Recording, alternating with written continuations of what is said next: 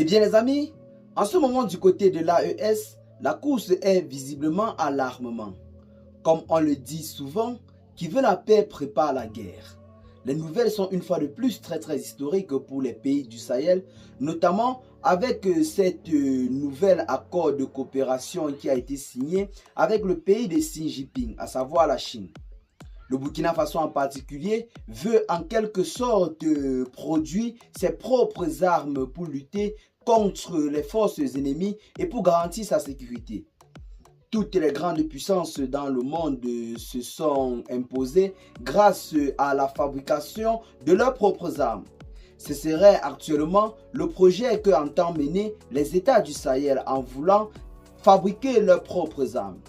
Vu qu'en ce moment, ces pays ne disposent pas encore d'ingénieurs capables de mettre sous pied des industries d'armement, il est plus plausible de signer des accords de coopération avec des pays qui sont déjà à main de le faire. C'est ce qui justifie ce récent accord signé entre le Burkina Faso et la Chine pour la fabrication d'armes permettant aux pays de se défendre sur la scène nationale et même internationale.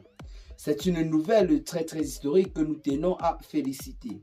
Le pays pourra dans les jours, voire les mois à venir, faire face aux défis sécuritaires par leurs propres moyens.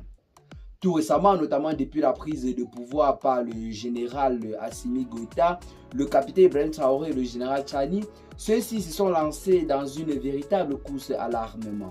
Mais une course à l'armement qui n'était basée que sur le fait d'importer des armes de l'étranger. Mais aujourd'hui, ces armes seront officiellement fabriquées sur place. Et c'est cette fabrication à domicile qui permettra la croissance et le boostage économique ainsi que militaire de ces pays. Ces pays pourront, sur le plan économique, vendre leurs armes fabriquées sur place à d'autres pays et sur le plan militaire, utiliser leurs propres armes pour faire pression à l'ennemi, que ce soit sur le plan national ou alors sur le plan international. Sur le plan national, avec la lutte contre les terroristes.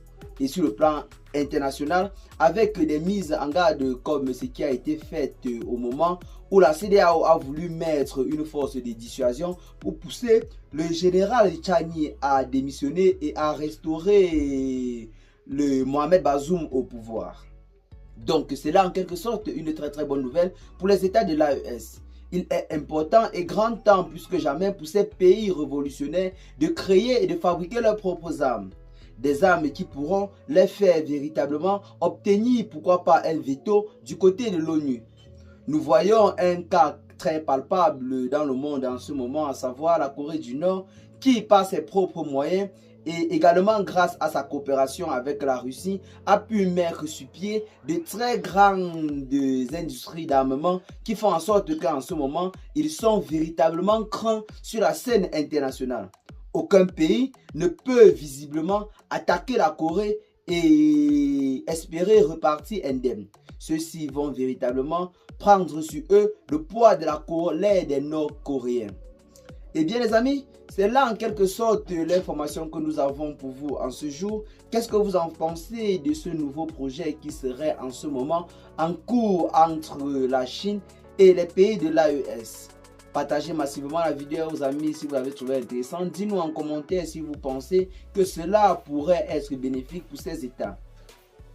Abonnez-vous à la chaîne si ce n'est pas encore fait. Restez connectés pour ne rien rater pour ce qui est des notes d'information en ce qui concerne la politique, l'économie ainsi que la vie sociétale du côté de l'Afrique de l'Ouest. Et à très bientôt les gars pour de nouvelles notes d'information. Ciao.